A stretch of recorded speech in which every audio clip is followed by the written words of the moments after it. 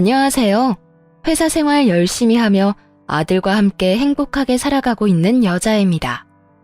결혼, 임신, 출산을 겪으며 많이 힘들고 고단하긴 했지만 이혼까지 할 거라곤 생각하지 못했는데요. 아들을 생각한다고 망설이기만 했는데 아들과 제 삶을 위해서 이혼이 필요하다는 걸 인지한 그 순간 결심했어요. 이혼을 결심하기 전까지 정말 많은 고민과 생각을 했네요. 하지만 막상 이혼하고 나니 후회는 없을 만큼 참 좋더라고요. 물론 아이에게 아빠를 빼앗은 것 같아 미안하긴 했지만 제품에서 비로소 그 나이 또래의 아이답게 자라는 아들을 보며 다시 한번 이혼하길 잘했다고 생각하곤 해요. 서론이 조금 길었나요? 그러면 아이까지 있는데 도대체 왜 이혼을 하게 되었는지 사연 한번 들어보실래요? 남편이 변하기 시작한 건 제가 일을 그만두고 난 후부터였어요. 제가 일을 하며 돈을 벌 때만 해도 그렇진 않았는데 출산을 하고 육아를 하느라 일을 쉬면서부터는 돈을 지나치게 아끼기 시작하더군요. 어느 날은 아이의 기저귀를 갈아주려 하는데 조금 더 있다가 갈아주란 말을 하더군요. 보니까 방금 싼 거 같은데 한 번 더 싸면 갈아. 어차피 자주 싸잖아. 뭐? 아무리 그래도 그건 좀 아니지 않아? 그러다 짓무르기라도 하면 애가 얼마나 힘들겠어. 아껴야 잘 살지. 그렇게 쓰면 기저귀 값이 감당될 것 같아? 아낄 수 있는 건 아끼고 살아. 여보, 우리 이렇게까지 아끼면서 살아야 할 정도로 힘들진 않잖아. 쓸 건 좀 쓰고 살자, 응? 쓸 거 다 쓰고 살면 돈은 언제 모아? 애 어릴 때도 돈이 이렇게나 드는데 크면 클수록 얼마나 더 큰 돈이 들 거야. 당신 이제 복직은 끝났다고 봐야 할 건데 아낄 수 있는 건 아끼면서 최대한 모으고 살아야 할 거 아니야? 나만 좋자고 이래? 다 우리 가정을 위해서 이러는 거니까 힘들어도 좀만 참아. 이해는 되지 않지만 말이 틀린 말은 아니었죠. 맞벌이를 할 수 있다면 가장 좋겠지만 현실적으로 힘든 부분이기도 했으니까요. 거기에다 아이가 크면 클수록 여러모로 큰 돈이 들 거란 말도 틀리진 않다고 생각했어요. 전 남편의 뜻에 따라 절약하며 살기 시작했고 때론 돈으로 과하게 구는 남편이 불만이긴 했지만 웬만하면 따라주려고 노력했네요. 하지만 아이가 크면 클수록 이럴 때 쓰자고 모은 돈도 쓰지 않는 남편에게 불만이 생겨나기 시작했죠. 아이가 크면 몸에 맞는 옷과 신발이 필요한데 여기저기 해진 옷을 얻어와 이 정도면 새거나 다름없다며 입히지를 않나 어떤 날엔 옷 수거함에서 옷을 가지고 올 때도 있었거든요. 당신 밤마다 나가서 뭘 하나 했더니 헌옷 수거함에서 남들이 버린 옷 가지고 온 거였어? 우리 아들 어디서 주워온 애 아니고 당신 친자식이야. 어떻게 남이 버린 옷을 가져다 입힐 생각을 해? 남편이 한가득 가지고 온 남들이 입다 버린 옷을 던지며 화를 냈고 남편은 다시 그 옷들을 주워 내밀며 이렇게 말하더군요. 헌옷 같지도 않구먼. 뭘 또 그렇게 화를 내? 하루가 다르게 크는 게 애들인데 철마다 어떻게 새 옷 입히면서 살아? 깨끗하게 빨면 되니까 그냥 입혀. 그렇게 깨끗하면 당신이나 입어. 난 절대 이딴 거 우리 아들한테 못 입히니까. 도대체 내가 몇 번을 말해야 해? 아껴야 나중에 잘 산다고 했잖아. 다 우리 가정을 위해서 이러는 거라고. 나라고 우리 아들한테 새 옷 입히기 싫어서 이러는 줄 알아? 마음이 그렇게 굴뚝이면 실천을 좀 해, 실천을. 하여튼 다신 이딴 거 가지고 오지 마. 아무리 나중을 위해서라곤 하지만 이딴 건 절대 허락 못해. 당신이 허락 못하면 어떻게 할 건데? 어차피 생활비는 내가 주는데. 정 이런 게 싫으면 생활비에서 잘 아껴서 애 옷 사줘. 그러면 되잖아. 밖에서 낳아온 자식도 아니고 이건 아니다 싶더라고요. 결국 헌옷은 제가 다시 버려버렸고 남편은 그 후로 생활비를 제외한 다른 돈은 주지 않더라고요. 이것뿐만이 아니었어요. 결혼기념일엔 수기 가계부를 사와 이렇게 말하더군요. 어플 받으면 공짜로 다 쓸 수 있는데 내가 특별히 결혼기념일이라고 큰 돈 좀 썼지. 신경 써서 사온 가계부니까 빼먹지 말고 써서 날마다 보여줘. 알겠어? 당신 지금 이걸 선물이라고 사온 거야? 이게 도대체 누굴 위한 선물이야? 누굴 위하긴 당신이랑 나를 위한 선물이지. 좀 귀찮더라도 습관 들이고 나면 여러모로 좋은 거니까 빼먹지 말고 써. 이처럼 기가 막히고 코가 막힌 일들은 참 많았지만 참고 살려고 애썼습니다. 잘 먹고 잘 살자고 저런다는데 계속 말 꺼내는 것도 싫었고 말이 통하지 않는 사람을 설득하길 포기해버렸던 것이었죠. 무엇보다 저는 능력이 없었고 아이는 너무나도 어린 상태였어요. 그래서 그때는 이혼은 생각도 하지 못했죠. 이 어린아이의 양육권도 보장받지 못할 뿐더러 설사 일이 잘 풀려 제가 양육권을 가지게 된들 혼자 잘 헤쳐나갈 용기가 없더군요. 그런데 결국 참지 못할 일이 생겨났어요. 바로 아이가 아파 병원에 가게 되는 일이 있었을 때인데요. 어느 날 아이가 기침을 심하게 하며 콧물을 흘리더라고요. 저런 증상을 보이고 나면 늘 열이 났던 아이라 바로 병원에 가려고 했고 그런 사실을 한 남편은 또 잔소리를 하기 시작하더군요. 병원 가게? 고작 기침 좀 하고 콧물 좀 난다고? 얼굴을 보지 않아도 남편의 표정이 머릿속에 그려지더라고요. 이미 삐딱선을 탄 남편의 말에 저 역시 말이 곱게 나가지 않았죠. 다른 것도 아닌 아이가 아픈 문제였으니까요. 고작이라니? 당신은 잘 모르나 본데 이러고 나면 꼭 열난단 말이야. 일찍 가서 약 먹이는 게 나아. 애도 고생 덜하고 돈도 덜 들고 말이야. 그건 당신 생각 아니야? 내가 보기엔 그냥 두면 자연스레 괜찮아질 것 같은데 뭘. 애들이야 다 아프면서 크는 거지. 유난 떨지 말고 따뜻한 물이나 먹여. 그러면 다 나아. 고작 몇천 원이 아까워 졌단 말이나 해대는데 화가 나더라고요. 다른 건 몰라도 이것만큼은 참을 수가 없었어요. 제발 적당히 좀 해. 이게 가정을 위해 돈을 아끼는 거라고 생각해? 어디가 가정을 위하는 건데? 이 모든 게 우리를 위해서 이러는 거잖아. 내가 괜히 이러겠어? 우리를 위해서? 우리를 위하는 거라고 생각해? 애 제대로 된 옷 한 벌 못 입히는 게? 애가 아픈데 병원도 못 가게 하는 게? 먹고 싶다는 것도 제대로 못 먹이고 남들 다 아는 나들이 한번 안 나가는 게? 도대체 뭐가 우리를 위하는 거냐고. 그렇게 해서 우리 아낀 돈이 얼마인 줄이나 알아? 하여튼 집에서 살림만 하니까 뭘 몰라 저런 말을 하는 거지. 그 돈이 얼마나 되는지 나한테 알려준 적이나 있어? 그리고 난 그 돈 궁금하지도 않아. 그 돈이 얼마든 간에 나랑 우리 아들은 지금 불행해. 이렇게 사는 거 불행하고 지긋지긋하다고. 나라고 좋아서 이렇게 사는 것 같아? 내가 번 돈 나도 내 마음대로 못 쓰면서 사는 삶이 나도 달갑진 않다고. 그래도 당신이랑 우리 아들을 위해서 이러는 건데 당신까지 꼭 이렇게 예민하게 굴어야겠어? 예민? 지나가는 사람 붙잡고 물어봐. 내가 예민하게 구는 건지 당신이 지나치게 구는 건지. 애가 아프다는데 아프면서 크는 거라고? 따뜻한 물 먹이면 다 낫는다고? 당신한테 같이 유난 떨어달라는 뜻도 아니야. 그저 아플 땐 병원에 데리고 가고 애가 먹고 싶다는 게 있으면 다는 아니더라도 3번 중 1번이라도 사주면서 살자는 거야. 그게 예민하게 구는 거냐고. 아니, 다 가정을 위해서 그런다는 걸 이해를 못해? 여러분은 이해가 되시나요? 다른 건 몰라도 애가 아픈데 병원비를 아끼려고 드는 남편의 행동이 말이에요. 뭐든 결론은 가정을 위한다고 했지만 이게 정말 가정을 위하는 것은 과연 맞는 것인지 모르겠더군요. 그 가정을 위한다는 말 좀 그만해. 이젠 그 말만 들어도 몸서리가 쳐진다고. 우리 아들 거지만도 못하게 키울 생각 없으니까 당신이나 그렇게 살아. 아파 죽어도 따뜻한 물 한 잔이면 다 낫겠지 하고 살란 말이야. 이 사람이 진짜?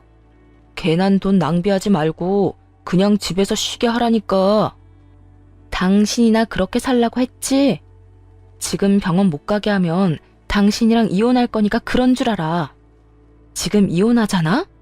당신 나한테 위자료 엄청 줘야 할 거니까 그 돈 아끼려면 조용하고 병원 가게 내버려 둬. 알겠어?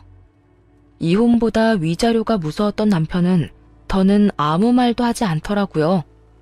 그렇게 아이를 데리고 병원에 갔고 목이 이미 많이 부은 상태라 아이가 많이 힘들었을 거라 하더군요. 그 이야기를 듣는데 스스로가 참 원망스러웠어요. 진작 좀 데리고 올 걸. 조금만 더 신경 써서 볼 걸. 그날 아이를 안고 참 많이도 울었네요. 그날 이후 마음을 다잡고 조금씩 변하기로 결심했어요. 남편이 뭐라고 하든 먹는 것, 아픈 것에는 돈을 아끼지 않기로요. 남편의 반발은 심했지만 잘 먹는 아이를 보면 그 정도야 한 귀로 듣고 한 귀로 흘리는 것이 가능했습니다. 여기까지만 했다면 아마도 가정을 지키는 선에서 제 방법대로 대응하며 살았을 거예요. 하지만 무엇보다 화가 나는 것은 따로 있었네요. 이혼까지 결심하게 된 원인이기도 하고 말이에요. 그건 바로 가정에선 돈을 그렇게 아끼는 남편놈이 시댁에는 돈을 전혀 아끼지 않는다는 것이었어요. 특히 시모에겐 돈을 어찌나 잘 쓰는지 아들에겐 그렇게 아끼던 놈이 시모에겐 계절마다 옷을 사주고 있었습니다. 그것만 해도 열불이 터지는데 도저히 참을 수 없는 일이 일어나고야 말았죠. 날이 쌀쌀해지자 시모는 밍크코트 타령을 해대기 시작했고 어느 날은 시댁에 갔더니 떡하니 시모가 밍크코트를 입고 있더라고요. 그냥 보아도 저렴한 라인이 아닌 꽤 비싼 값을 치렀을 법한 밍크코트 말이에요. 어머님, 그 밍크코트 결국 사신 거예요? 엄청 비싸 보이는데. 그럼 우리 아들이 사줬지. 난 이렇게까지 비싼 건 필요 없다고 했는데 우리 아들이 기왕 살 거 좋은 거 사라고 해서 하는 수 없이 매장에서 제일 비싼 걸로 샀어. 이걸 남편이 사줬다고요? 그래. 나한테 아들이 네 남편 말고 또 있니? 어때? 예쁘니? 따뜻하기도 얼마나 따뜻한지. 이거 입고 있으면 따로 보일러 틀 필요가 없다니까. 역시 우리 아들이 최고야. 넌 좋겠다. 이런 남편도 있고 말이야. 시모는 눈치도 없이 자랑을 하기 시작했고 저의 분노는 폭발 직전이 되었습니다. 하나뿐인 제 아들은 제대로 된 겨울 점퍼가 없어서 다 해진 것을 입히고 다니니까 그걸 보다 못한 친정에서 애 옷을 사다 주는 지경이었는데 말이에요. 애 아빠라는 놈은 시모에게 저렇게 비싼 밍크코트나 사주고 있었으니 아무래도 화가 나지 않으면 그게 이상하지 않겠어요? 그쯤 되자 우리가 잘 먹고 잘 살자고 아끼고 산 것이 아니라 시모에게 잘하기 위해 거지같이 살았단 생각밖엔 들지 않았어요. 바로 집으로 돌아와 남편에게 따지기 시작했고 남편의 반응은 더욱 저를 화나게 만들더군요.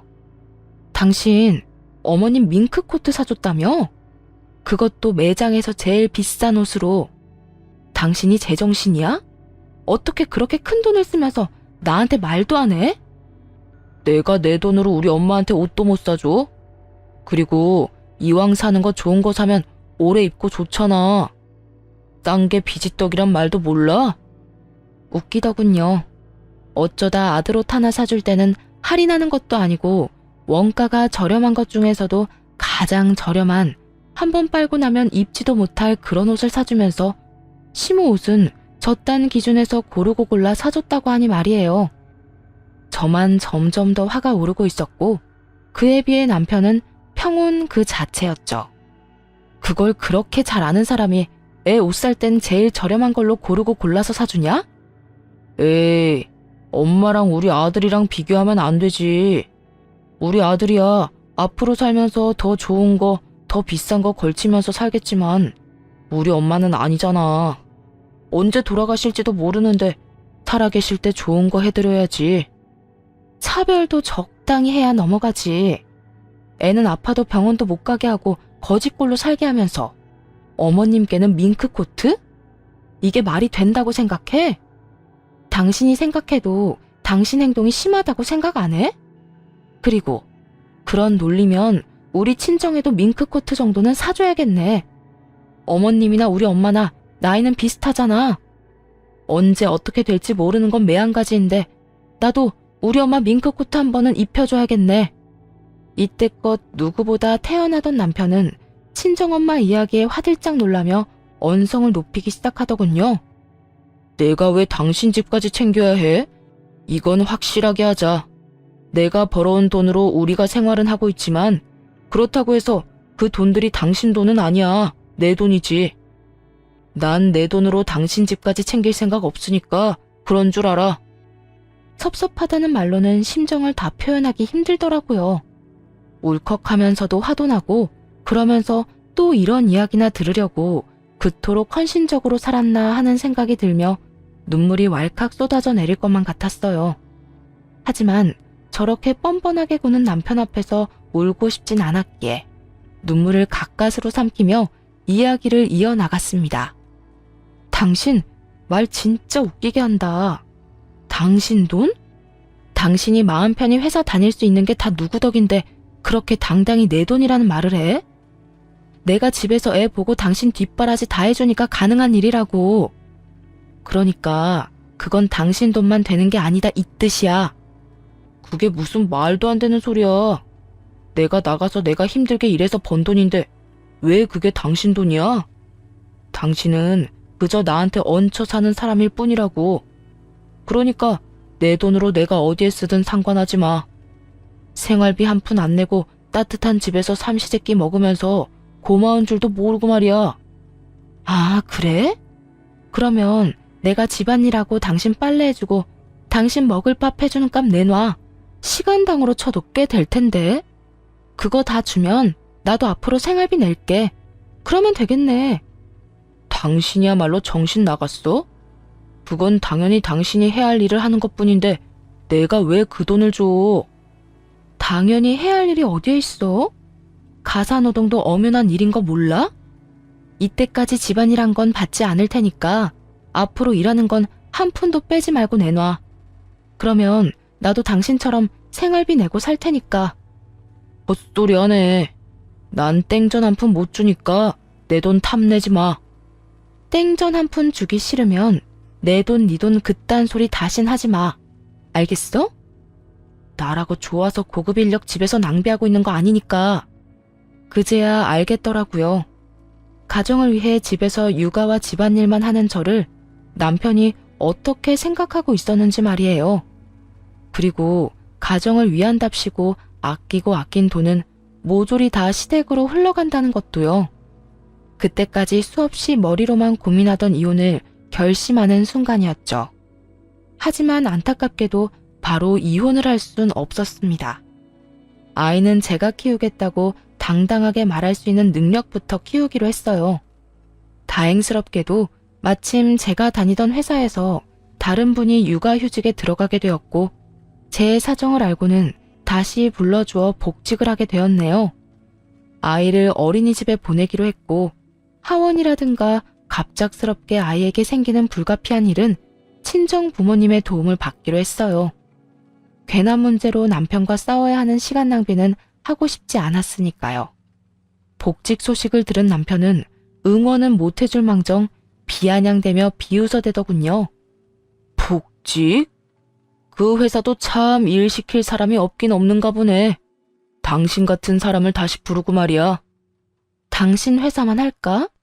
이렇게 인간 이하인 사람인 줄도 모르고 일 시키고 월급까지 주고 있으니 그 회사 안목도 알만하네. 당신 무슨 말을 그렇게 해? 당신이 먼저 시작했어. 와이프가 복직했다고 하는데 축하는 못해줄 망정 그딴 말이나 하는데 나라고 당신한테 좋은 말을 해줄 거라 생각했어? 당신 말은 틀렸어도 내 말은 틀린 말은 아니잖아. 몇 년 동안 집구석에서 살림이나 하고 애나 키우던 여자가 복직한다고 해서 맡은 일이나 제대로 처리할 수 있을 것 같아?